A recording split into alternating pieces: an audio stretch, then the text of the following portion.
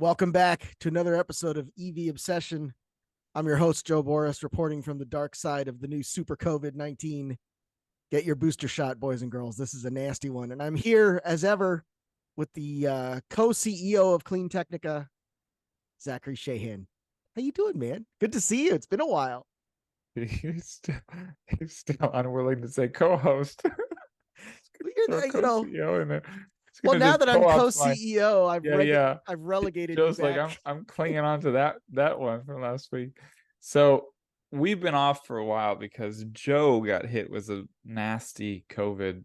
Oh, so bad, you guys. He was like, "Oh, I got COVID, but I'm feeling fine," and then silence for Right hours. downhill. Everything went downhill from there. I So think it he's would had a have been tough better. weekend. Yeah, I think it would have been better if I had just said nothing. If I'd just been like, "Oh, I have COVID and I may die," then I think it would have been less bad. But I brought it on myself. Maybe, yeah. But you said have a fever, so let's hope this is not the wrong thing to do right now. The show is very high pressure, I know, but yeah, we're gonna do an EV obsession show here, catch up with some of the latest news from Guangzhou and LA auto shows, and what else is happening in the EV world. Let me go ahead and share a screen.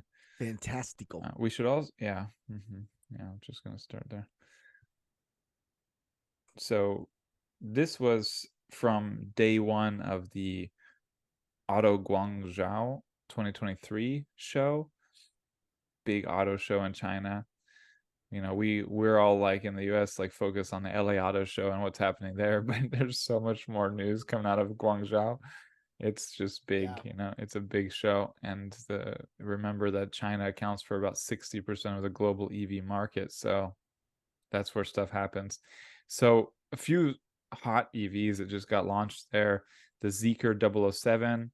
I assume this is an intentional play on James Bond. I don't know, but it's a very cool, awesome, slick, high-tech vehicle. The BYD Sea Lion.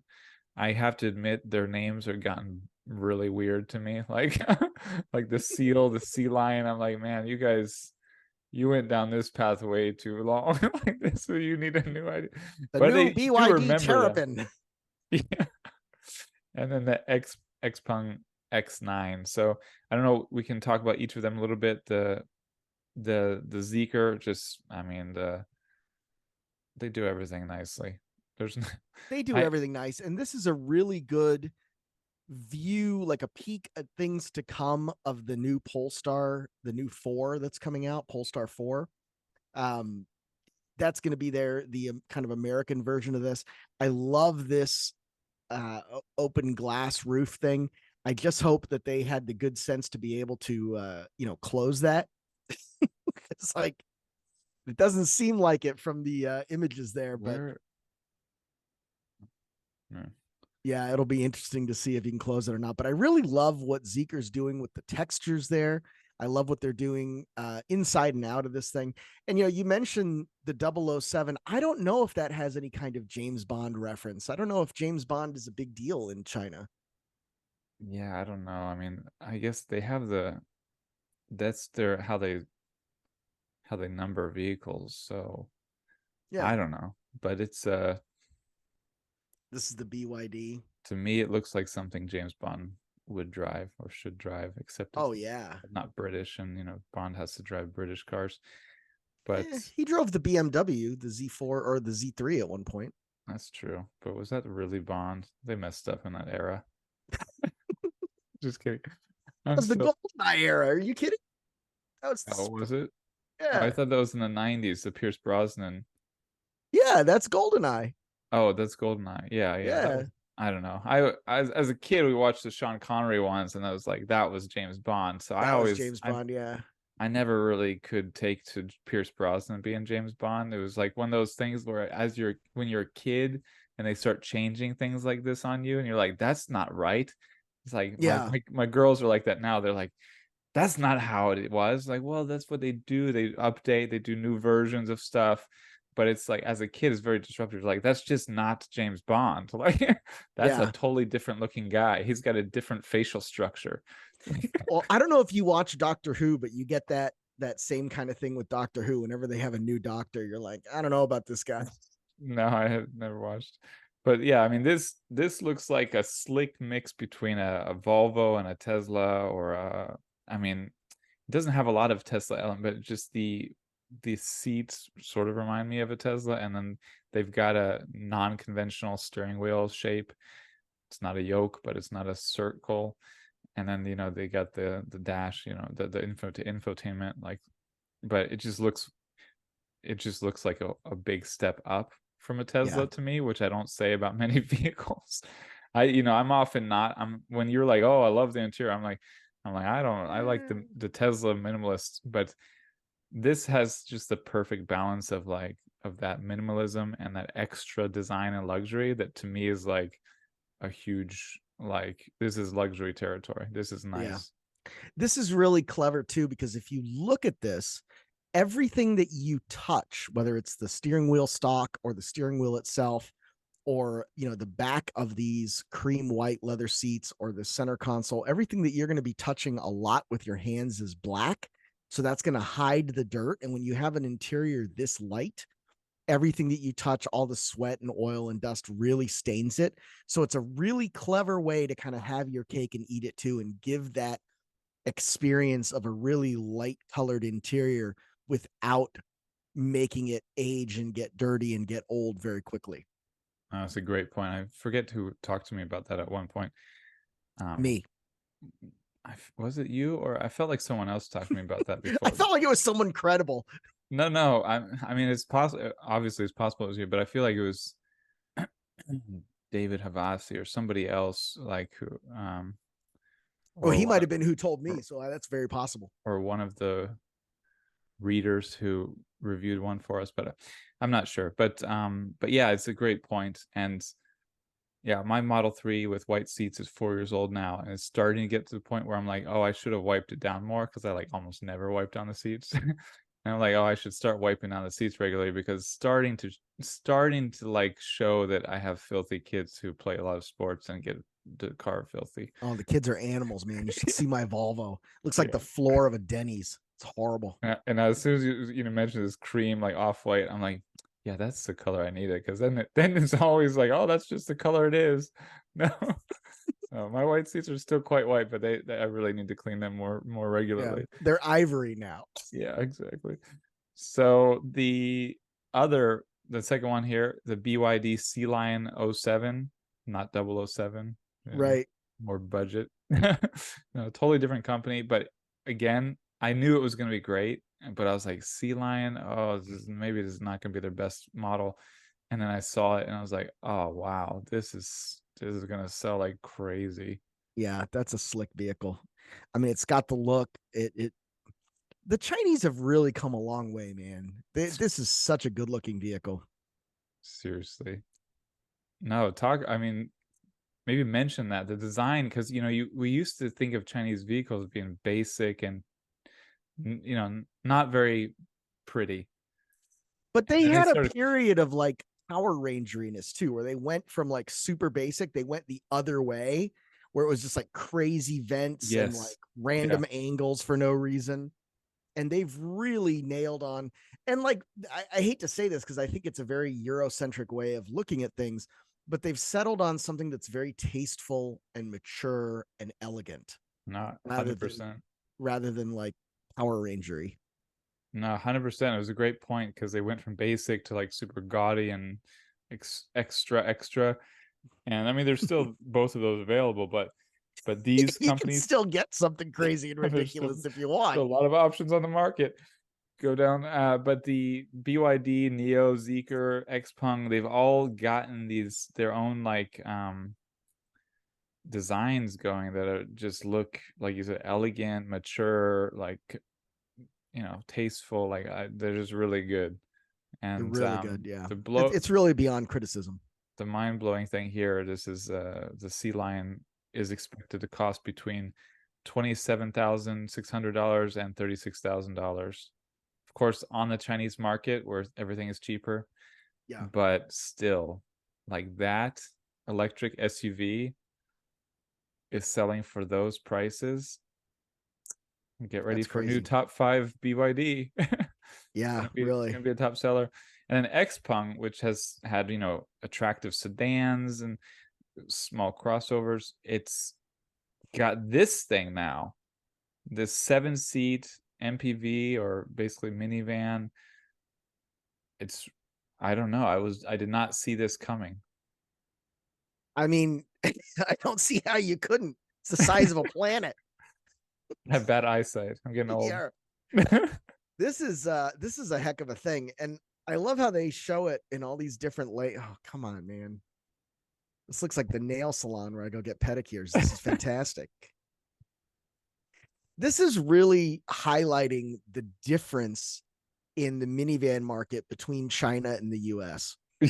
In the US, the main thing that minivans are for is just sadly hauling people and like baby furniture, like mercilessly, like, I have to have this. There's no other way for me to continue my existence without a minivan.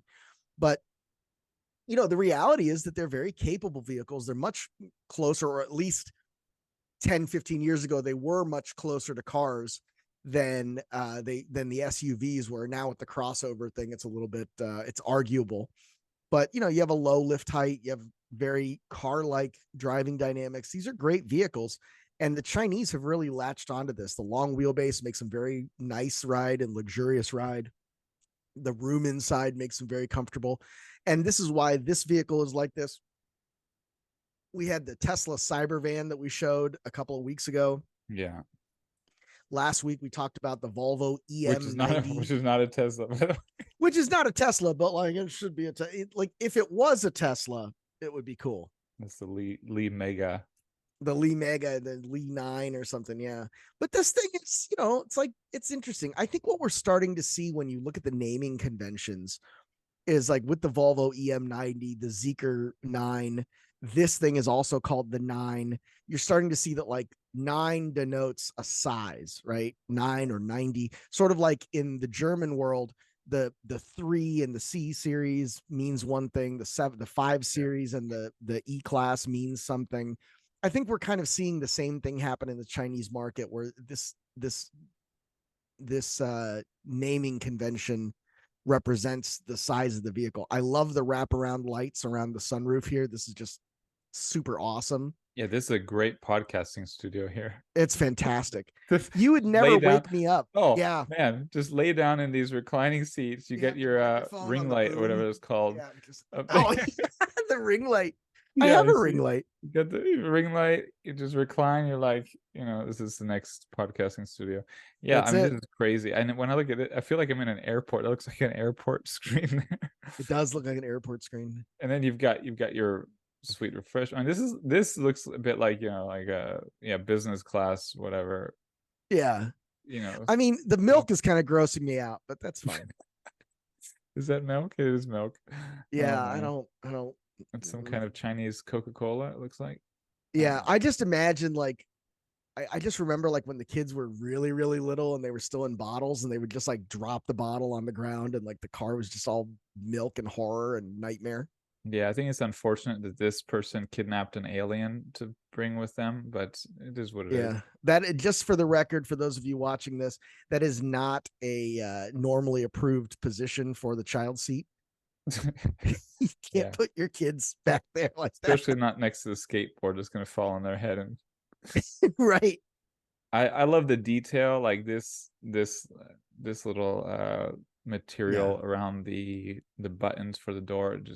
It's like a driftwood.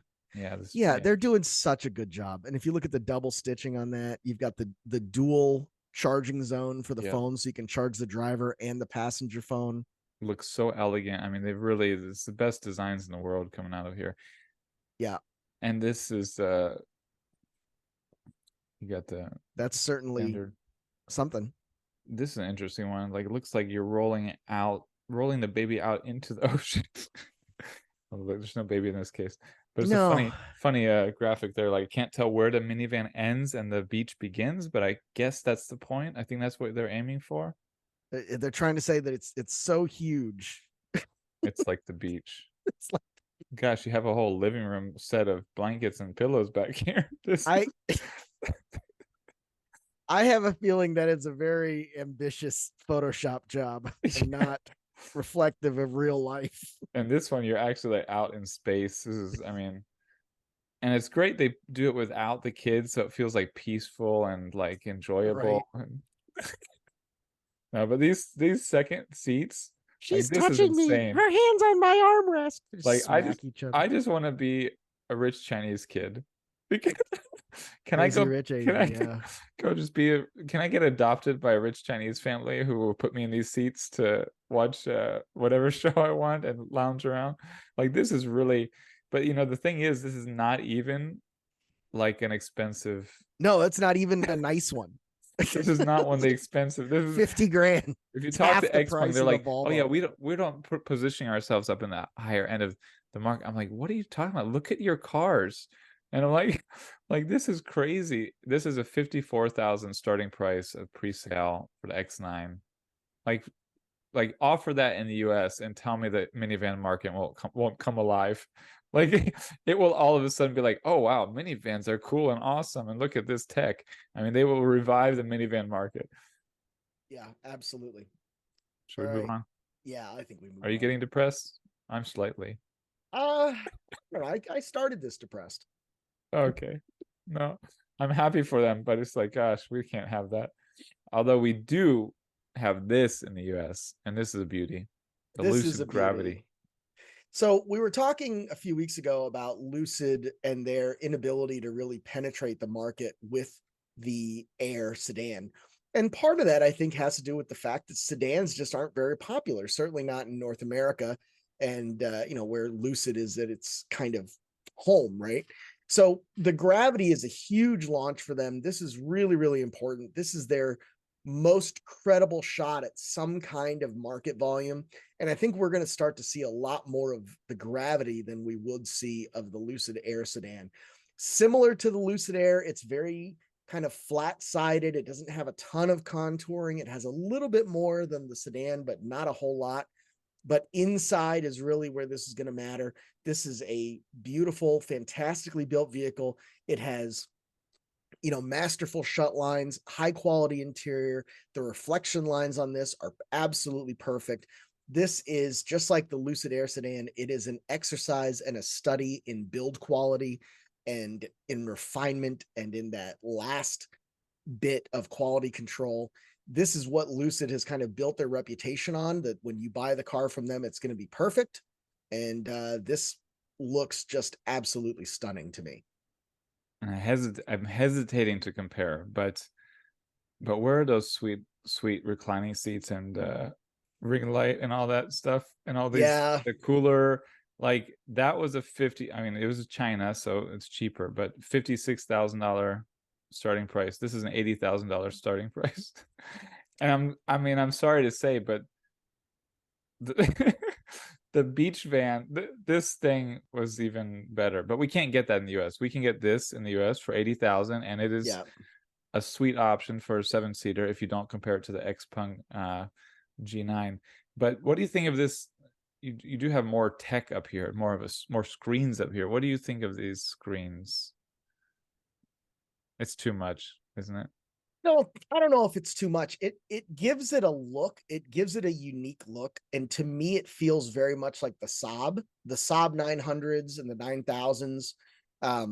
Before they were bought out by GM, even when they had a very wraparound kind of cockpit dash, and I don't think that that's what this is, but it does definitely give you the sense that like this screen is for the driver and the driver's information, and this other smaller screen can be accessed by the passenger, so the passenger can play DJ or whatever else they need to do.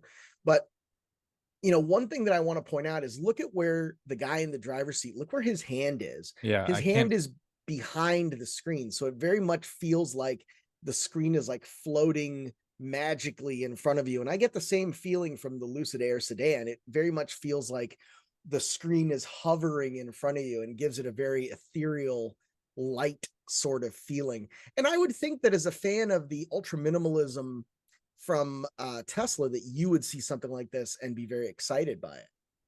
Yeah, I like it overall. I like when I sat in the Lucid Air, I was extremely impressed with the interior. I thought it was as good as it gets. That and the Rivian were the best interiors I've seen with tech and dash and all that. Um, I can't tell from here if this is too high and annoying. Like, I feel like it could potentially be distracting and annoying the way it's right pretty high up, it looks like, from here looking over onto the road. But have to remember too, it's an SUV. I don't know. It Yeah. might just be an optical illusion here. I couldn't stop And it's a staring at the goofy hand. steering wheel. Yeah, It's I not know. a I was round gonna steering say. wheel. It's a I was gonna goofy say. wheel. And yeah, we saw that. And the issue with one of the issues with the yoke, which Tesla's got in its higher end vehicles, is it wears down on those like corners, those like curved corners, because you're rubbing it in a way that just wears down the material. So I don't know if Lucid is going to do any better with that, or if Tesla has improved that since that became an issue. But like, that's one thing I'd be concerned about. On the other hand, it is rounded on the bottom half, so you don't have, maybe you will avoid that. But Yeah. I like how it looks, but I'm not sure if I'm really sold on just getting rid Well, of but the let's thing. talk about this for a second because we're comparing it to the Chinese products. We're comparing it to Tesla. And as the market evolves, we're going to be comparing this stuff to other vehicles. So I want to bring this up. We were talking about this in another conversation I had last week, and we were talking about the Ford Super Duty pickup in comparison to the Ram Charger that had just come out, which is the plug-in hybrid type electric vehicle that Stellantis came out with last week. And when we were talking about this, the Super Duty that was introduced by Ford in 2000, or I'm sorry, in 1999 as a 2000 model year. So it's been around for a long time. But when you work on those, when you look, especially like under the dashboard, that plastic, those plastic pieces on the edge have like a raw edge. So they have almost like a sharp corner feel to them. There's some areas under there that are just open. So if you're looking up under there to do work on it, there's just open spaces. And that's kind of speaking to the age of that vehicle, but also to the fact that vehicles were built to very much a lower standard in the 90s than they are today. And if you look at the most up-to-date Ram trucks, or like especially the Toyota Tundra, those plastic pieces, they all have a finished edge. There's nothing left open. There's something covering that so that it's a much more solidly built, well put together thing. And I think you'll see a lot of that in these Chinese vehicles that are selling for $27,000, $28,000. Everything that you touch and everything that you see is going to be very well finished and appointed. But the areas that you don't look, you're going to have raw corners, you're going to have raw edges, you're going to have exposed screws and things like that. The Lucid gives you the impression that everything is perfect. There's another car that's like this that was built in the early 2000s. It was the McLaren SLR Mercedes-Benz. And we took several of those apart. We were, with the 722 GT series, we worked on several of those cars. And whenever you took those apart, every component, every piece was just perfect. There was nothing in those cars that was cheaply made. Everything was made to be the best that it could be. And I think with Lucid, you're going to see that. And why am I talking about this? Because we were talking about the yoke and the steering wheel. I don't think that Lucid is going to use the minimum padding or the minimum thickness of leather or vinyl, I'm sorry, vegan leather on its steering wheel. They're going to use a thicker material. They're going to use something that's going to wear and age nicely. They're going to use a higher grade leather because that's what Lucid is. Lucid's whole reason for being is we're going to build the car that Tesla should have built. We're going to build it with higher quality standards. We're going to build it to a higher standard. That's what they did with the Air. I guarantee you that's what they did with this. And it's going to be really interesting to see how the Gravity stacks up to the Model X. Yeah, it's I mean, the quality of Lucid vehicles is very high. I think it's just a case too, we have to wait and see, like, when there's 50,000 miles on the vehicle, does anything hold up with that and that shape, you know? But Right. like I said, the pause, I mean, no, I mean, it's not really, yeah. I mean, you have the rounded on the bottom, but actually it's the top that you're going to be, I don't know. I'm just concerned that everybody's going for the look without the practicality in mind. And what's the whole no need to reinvent the wheel. It's literally a wheel that has worked for 100 years because it's round and smart, and it's the wheel. So I don't know, maybe we shouldn't be reinventing the wheel for steering. I mean, I 100% back the quality and what they're doing. I like the little elements. They've got the surfboard here with the bear. They've got the bear on the rims here. The hubcap looks really slick. I mean, I like that they're playing to their California roots, and I think that's again something where they're saying we're proud to be from California, and also like don't look at our Saudi money. Don't look at our Saudi oil money. So I don't know, but I think it's a hit. It's an awesome vehicle. It's just good that they're not competing with Chinese automakers with Chinese EV prices, because then it's a whole different market. But at the moment, I mean, can you think of a better electric 7-seat SUV? I mean, you've got the Model X and the Lucid Gravity and the Mercedes options. Those are like, oh, there's the Genesis. We talked about that in a Well, the big Genesis, the Genesis is 5-passenger. Oh, right. Yeah, I think that was the reason that's a sweet ride. Yeah, and you have the XC90, which is But that's a hybrid. Plug-in hybrid, but that's 7, right? Oh yeah, that's 7. Well, we're getting a lot of options on this part of the market. We're getting a lot of options. I am curious to see what happens on that on the EX90, which is the successor to the XC90. Yeah. And we can talk about that when that's a little closer to the market. But I think this is going to be a really nice vehicle for people who have leased 1 or 2 Model X's and they're ready for something new and they can't get something new from Tesla. I think this will give them what they're looking for. Cool. Yeah, we have another auto show announcement we're going to jump into. So this is really the biggest news, I think, of last week. Hyundai is teaming up with Amazon to do new car sales and web services. Now, this doesn't really seem like big news on the surface. Okay, you can go online to Amazon, you can spec out and order a Hyundai, big deal. But this is a huge deal because the conversation throughout all of the world of electrification has been whether or not we really need car dealers to act as the intermediaries. Car dealerships have been identified time and time again as the #1 obstacle towards EV adoption.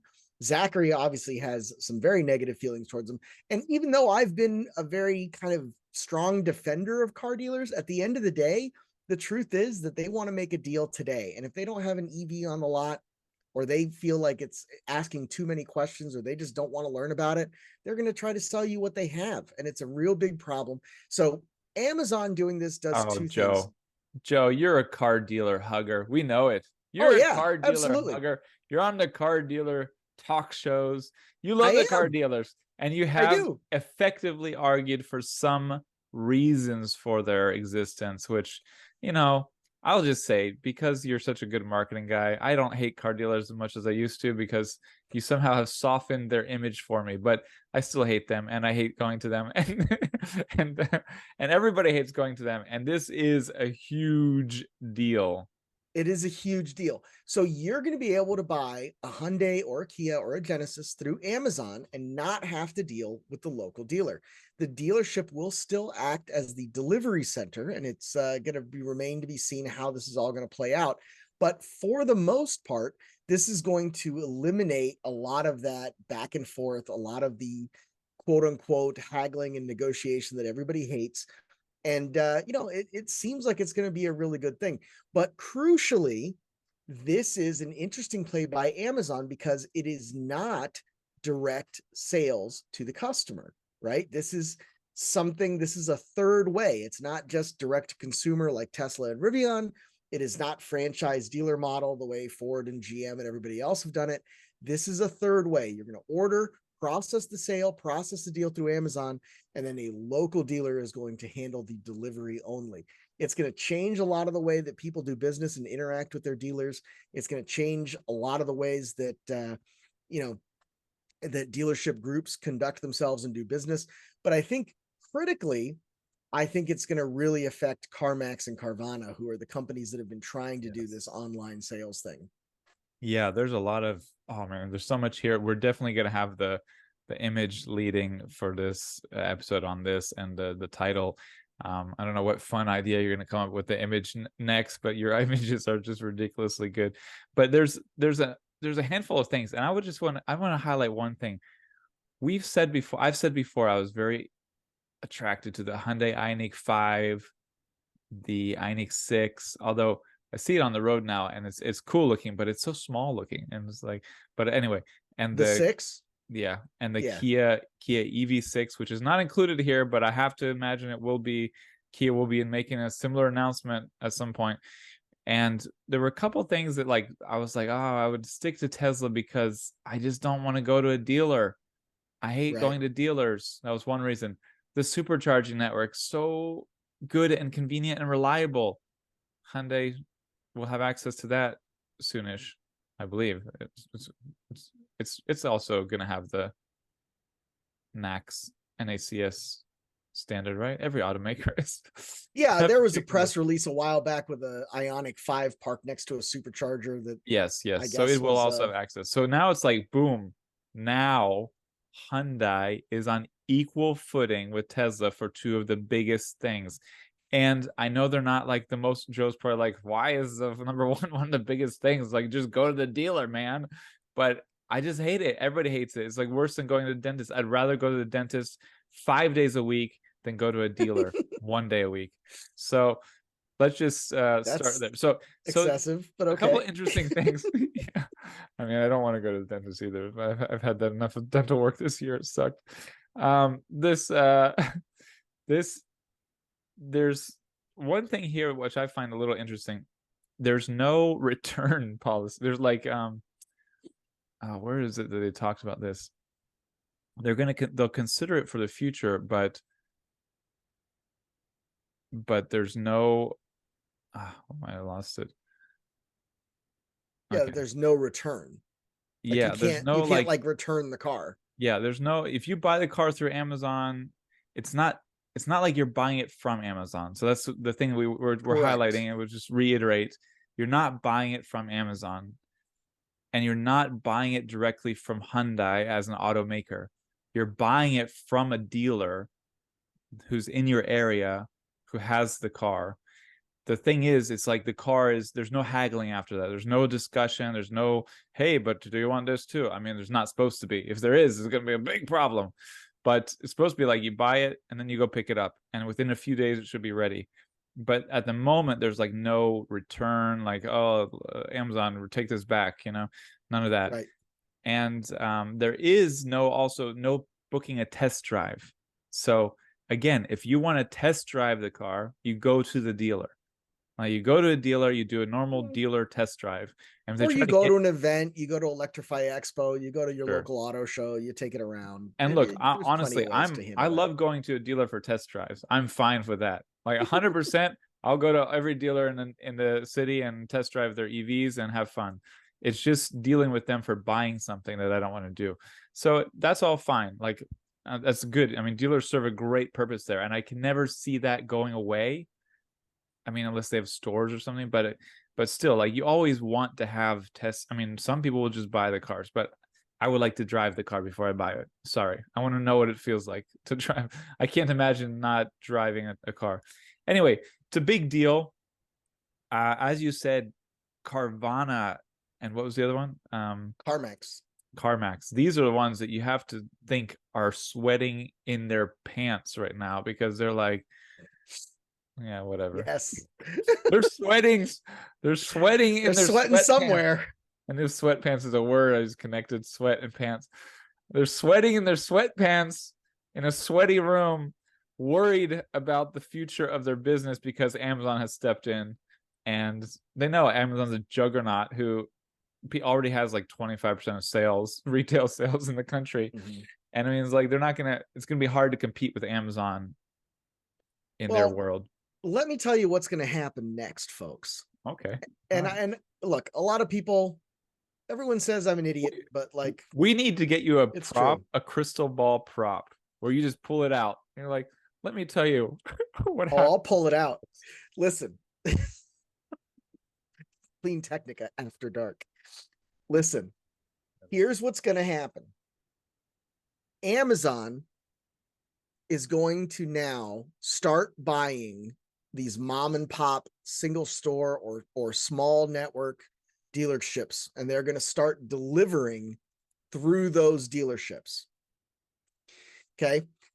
And so now it still won't be you're buying the car from Amazon. You'll be buying it from this Amazon subsidiary that is owned by Amazon, and they're going to be able to control that experience. And they're going to do it because dealers that exist today are not going to do this right. You're going to go show up to pick up your vehicle. There's going to be shenanigans because they can't help themselves. There's going to be shenanigans. You're going to get there. There's going to be a $295 dock fee. There's going to be, oh, well, we put $195 wheel locks on this one. It wasn't uploaded to Amazon, so you're going to have to pay for that before you take delivery. There will be shenanigans. I love the line. They can't help themselves. They can't help themselves. Can't help themselves. They can't help themselves. Throw some stuff on here. They're going to do something to upset this. And Amazon is going to say, in order to better serve Amazon customers, we have acquired dealerships in these key markets that, you know, our company is going to own them, and it's going to be like Rivian. We're going to be this huge investor in this dealer group. They're going to do things the Amazon way, and it's going to be fine. And this is going to be the workaround. And then once they have it working with Hyundai and Kia and Genesis, then it's going to start working with Mazda. Then it's going to start working with Subaru. And then Amazon is going to put the big dealer groups under. So if you are a stock guy, you're looking at Group 1, you're looking at, you know, Lithia, you're looking at AutoNation. Antitrust. Antitrust legislation. Yeah. Amazon needs to be broken up. It's already on the docks with Amazon. Yeah, it's already on the docks, but it'll never happen because, you know, you can talk about Elon Musk, you can talk about Bill Gates, whatever. This is Lord Bezos's world, and we are grateful for Lord Bezos's presence. Thank you, Lord Bezos. So much that's that the A. That's the A to the Z. That's so much that he's invisible to us. Yeah, Elon's Jeff like Bezos could be Santa Claus. Yeah. No, think about it. Think about it. He's got billions of dollars. He knows what we're shopping for. He knows what's in our wish list. He could send every Amazon Prime member a random Christmas gift from their saved for later thing and just be like, Merry Christmas, I'm Santa Claus. It would cost him a fraction of his net worth, and we would be customers for life.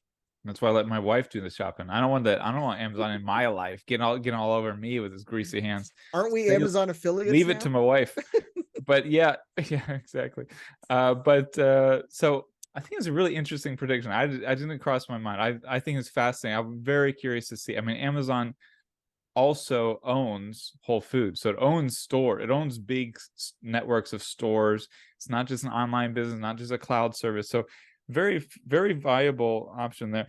It does say the dealers who are part of this program have to meet certain standards, and they're like, you know, it's selective, whatever. And I don't know what that means, but I think, you know, there's going to be a push and a pull on, like, if you want to be involved here, you got to do this.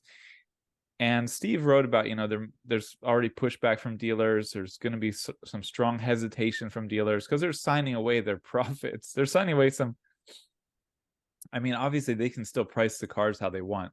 Like, let's be frank. So they can still make sure they're getting profits, but they're signing away all this extra goodies that they make big bank on. So I don't know how dealers will respond, but I think it's just going to be a case of this is a better experience. Customers will want it. The dealers who are customer centric and leading will be in first, and everyone will start to follow as more and more people want to buy their car online, and the dealers that are on there are winning. So I don't know. That's my take. Is there anything else on this, or? No. I have something else in Hyundai though, because, you know, we talked about 2 factors that might lead someone to buy a Hyundai. This is a big one. So this is funny because it was a guest post from a Tesla centric company, EVanix, and the original title was like Tesla centric. And then I opened it and I looked at it and I was like, wait, Teslas are not leading this chart. So I modified the headline to be like to focus on the key thing, which is Hyundai and Kia are winning here. So this is charging, miles added per hour of charging based on extensive Edmunds testing. And Yeah, and that rings true. That rings yeah, true. it does. Yeah, I just never spent any amount of time charging the Ioniq. You don't drive your car. Stop it. No, you No, have but like I 1,000 charge miles in it. a year. I know, but I drove it to Ohio one time. You drove it once. You Yeah, did drive it once. That's good. Well, that rings I true though. I thought you were going to say it rings true because Hyundai and Kia have been known for producing really efficient cars and really efficient powertrains, EVs, Like electric I'm cars. aware of that. No, I mean they've led on an efficiency of electric cars for years, and a lot of people were buying the original Ioniq, because it was one of the best options at the time when it was like the Leaf. That was a nice car. The original Ioniq was a decent car. They've done a good job over and over, so it's not surprising to see that Hyundai and Kia lead this chart. You got the Porsche Taycan up there, interesting. So they've got it separated by different versions of each model. I prefer to just look at the model. Like, so Ioniq 6 is number 1, number 2 EV6, number 3 would be Taycan, number 4 would be Ioniq 5, yours. Yeah. So 3 out of the top 4 are Hyundai or Kias. 2 out of the top 4 Hyundais. Yeah, and then you have the Genesis electrified G80. Oh, right. Jeez. Which is a Hyundai product. Now that Genesis is so slick, dude. I mean, I cannot oversell that Genesis. Joe's gonna be in a Genesis in a year. They're gonna call me one day and be like, "Do you just want to like be the Genesis guy?" And like, I'd be like, "Yeah, sure." Like be on commercials? Like, oh no. Oh yeah, absolutely. Not exactly. In a skin tight rubber cat suit, going Genesis. So the Tesla Model 3 long range, the Tesla Model 3 ends up 8th, and the Model Y ends up 10th, combining things like this, which is, it's okay. The list goes a lot longer than that. But I think if you're a Tesla fan, in your mind, Tesla is the EV charging leader. It should always win, right? It should always win. Tesla is superior. Tesla, Uber, alles. And to see something like this where you have independent third-party testing saying, no, you know what? It's not the most efficient. It's not the fastest charging. There's a better alternative. And I think it's going to hurt some egos when you say it wasn't Mercedes-Benz, it wasn't Porsche, although those are better. Also, it was Hyundai. It was Hyundai and Kia. Yeah. Like, yeah, I mean, but huge props to what they have been doing. Yeah. They're just silent leaders in a lot of ways, silent, great stuff. But I mean, I think it's really another really compelling reason to buy a Hyundai or Kia. And I would just also note, I mean, rankings are rankings, but look at the difference. The Ioniq 6, 868 miles per hour of charging. This also relates to like how far you can go in the EV. Like, but then the Kia, you got 760. The Model 3 long range is down there at 569 miles. All of this said, fast charging is not one of my concerns. I always have plenty of I have to rush back to the charger. Like there's plenty to do when you need to fast charge, and it's not an issue for me. So I'm not really. And then when you go on a road trip, you always fire up your diesel Ram, don't you? Yeah, of course. I like to roll coal at the tree huggers. So that's regarding charging. Now again, we have I just find it interesting. You got this auto show in Guangzhou, you got this auto show in LA, and Mercedes-Benz has an EV charging hub opening in Atlanta. So we struggled to get someone there, but at the end of the day, we got Paul Foss there. I should say Mercedes-Benz flew him there and put him in a hotel for a night. And he covered it extensively. Great job. There's a lot in here. I don't know how much you read in your COVID delirium, but the charging stations are from ChargePoint. They're branded by Mercedes. Big boost to ChargePoint. I mean, ChargePoint needs that right now because it's struggling. And they are definitely struggling. Yeah. I think it's a good thing, though, because ChargePoint creates good stations. They have issues with maintenance and reliability because they put that on the site hosts. But I assume Mercedes is going to be on top of things, and these stations will stay nice and reliable and will be good stations. They have the cool, like, where's the lounge? Here's a kind of part of the lounge. Oh, it's in another article, I think. Yeah, no, I saw the lounge, the way he split that up. I mean, It's a nice little lounge, but it's good. And they're very focused on putting these in locations where Mercedes-Benz drivers will be. So I Yeah. think they're all about destination charging, having them at like fancy shopping centers or office parks or whatever. And I think that's a really smart branding and like Mercedes lifestyle kind of approach. And you're going to see these in nice, fancy, rich areas. You're going to see Mercedes EV charging hubs, and you'll be like, oh, look at Mercedes leading the way. People, 99% of people won't know it's ChargePoint stations. They won't know anything. They'll see the No, and then Mercedes nor will logo. they care. Nor will they No, care. and it'll be nice, and it'll be Mercedes, and it's gonna. I think it's a big potential smart move by Mercedes. So I'm all about it. Paul talked with executives there at the company, and they had smart responses to focusing on what they're good at, what they're focusing on, building their brand. And yeah, it's good stuff. Let me tell you two things here that are so huge and subtle that are going to make this much easier to accept for female drivers. There's a lot of questions people ask. Why aren't women taking, adopting EVs as quickly as men? And it seems very obvious to me that, like, if anybody who's ever actually interacted with a woman, the EV charging experience with a Tesla supercharger in the way back of the Target or Walmart or fueling station does not feel particularly safe. This Mercedes charger is well lit. You have weather protection, and Paul doesn't do a great job of focusing on this because I think he's much more engineering thinking than social thinking. But what you see there, the critical thing that you see there in this lounge is there's somebody standing there. There's somebody at that little desk who's like a concierge to like make sure that everything is working and make sure that nobody's leaping out of the shadows to assault you. No, So I think that's a journalist from one of our competitors. Actually, that's not a constant. No. But on the other side of that, like, you can see where somebody stands. I know. I'm just gonna. But like, this is huge. This is a huge difference. If you're a woman driving a Mercedes EQB or EQS SUV, this is going to be a much more welcoming experience than what you're probably used to in like the top floor of a parking garage with a Tesla supercharger. 100%. And someone's there to help you if you have trouble. You can wait inside, again, men or women are different. Like, I'm sure a lot of women are fine sitting in the car and playing video games. A lot of them are not. Or watching something, but a lot of them are not. And a lot of them will be like, I need my time now to go into a nice place, and exactly. And this is a nice little place. I've said for years these should be built because there's so much profit to be made from overcharging on snacks and drinks and Mercedes or whatever paraphernalia. Tesla I have often advocated for. I was like, you can make so much money just putting and it would just improve the experience so much for people. To have like a Tesla. If Mercedes is looking at that as part of I think they just want the best experience possible for their drivers. Yes. And I don't think they're necessarily, oh, how much can we make selling Fanta? Like, I don't.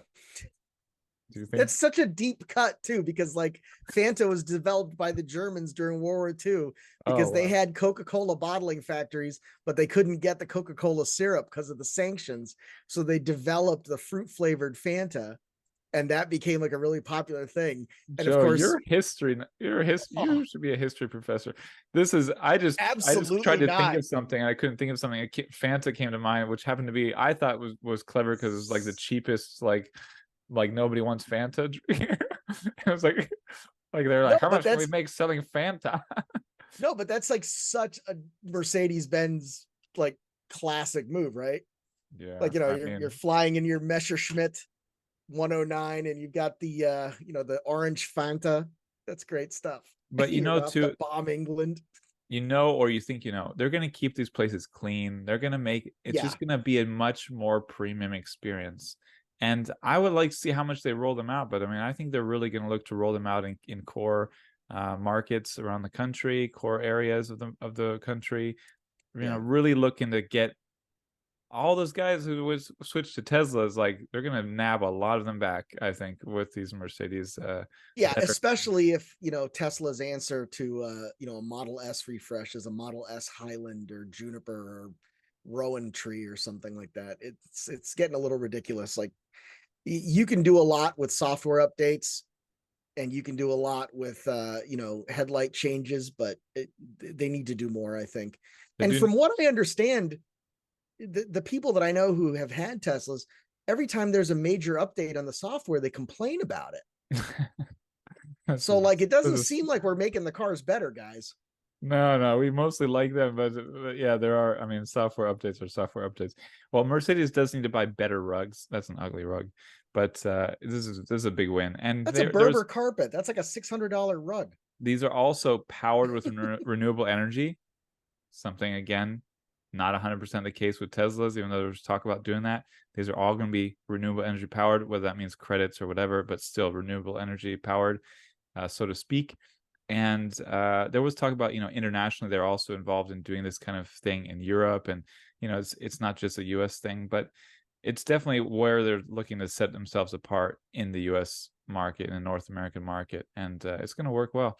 Alongside that news, we have ChargePoint unveiling a new 500 kilowatt chargers. Those are big, big fast EV chargers.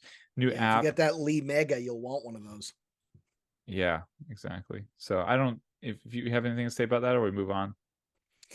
I mean, I think the important thing to understand is that just because you're plugging into a 500 kilowatt charger, it does not mean that your car can charge at 500 kilowatts. Go ahead and make your plug, Joe. Make your plug. If you have ChargeWay, it will tell you whether or not you can take advantage of this. Cha-ching! Joe just made 5 more cents. Commissions! Woohoo! I don't think, I gotta tell you, the more I talk to people, I love ChargeWay, but I don't think anybody else cares. It hurts my feelings because I'm like, this is so great. But I think it's really compelling. I just, as a Tesla owner, I've just never, I don't. You don't need it as a Tesla guy. You don't need it, but everybody else needs it. But if I buy that Hyundai, I'm going to get ChargeWay before it's delivered. Do you know what the Borras EcoMobil is? Oh yeah, for sure. That was Are you messing with me? No, I have no idea. All right, go look this up. This is a real thing. Look up the Borras EcoMobil. This is where the paths of Joe Borras and Everyday EV. What's that guy? The EV Everyday or whatever. The commenter. EV Freedom.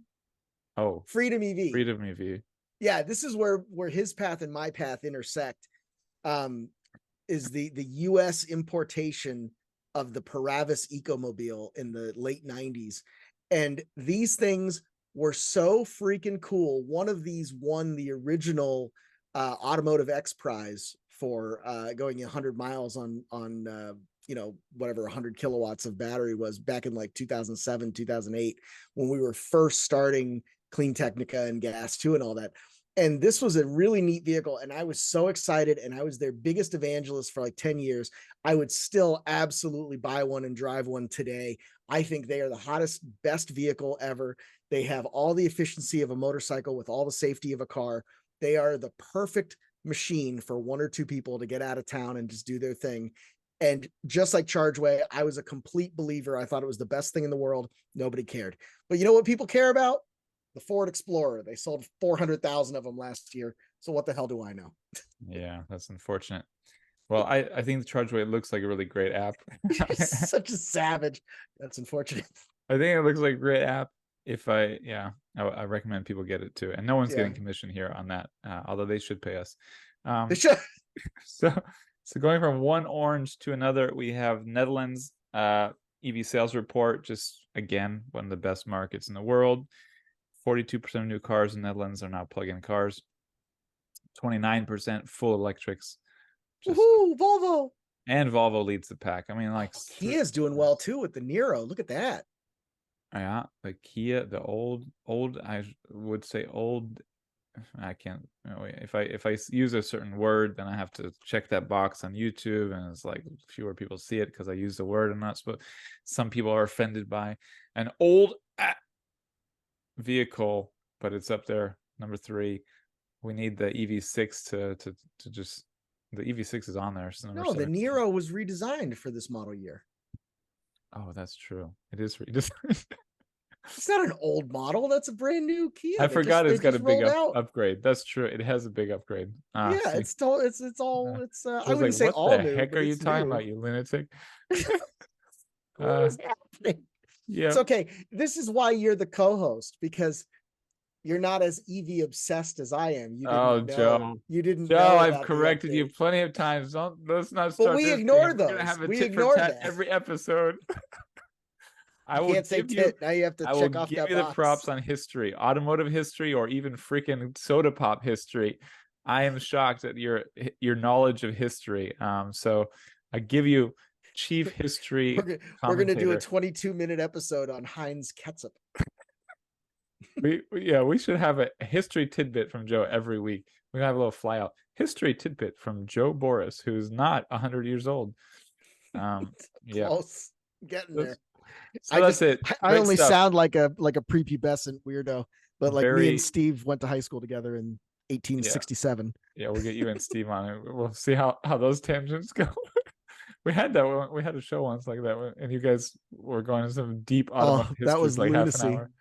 Oh yeah, so Henry H. Manning the third. That was great. Almost it. We have, on the topic of dealers, VinFast is looking to sell EVs across the US, and 700 US dealers have put in applications. 70. 70. Yeah. Did I say 700? You did say 700.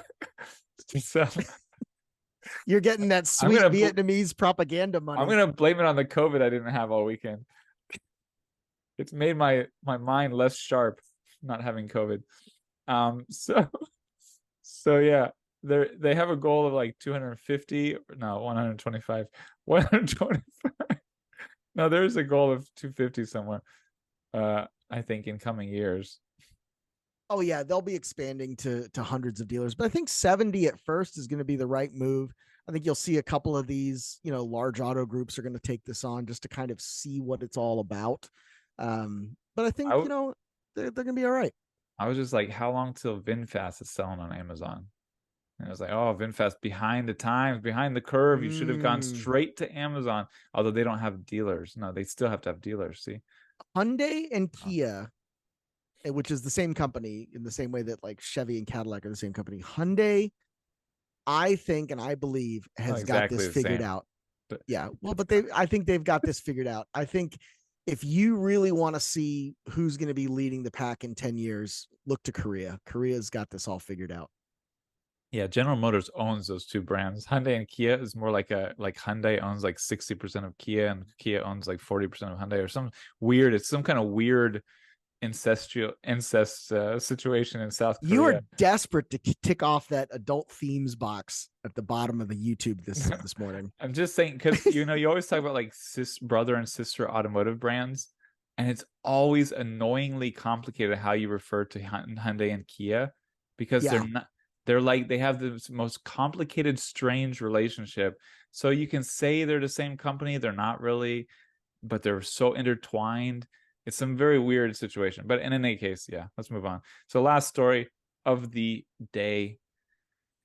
Exxon is extracting lithium in Arkansas. There's a big lithium supply there in Arkansas. Exxon is looking to become it wants to become a top lithium supplier for the EV industry by 2030. That's just 7 years. It's really 6 years away. I mean, almost. It's yeah. What happened to 2023? Exactly. What happened to 2020? They're gone, and I'm old and can't walk.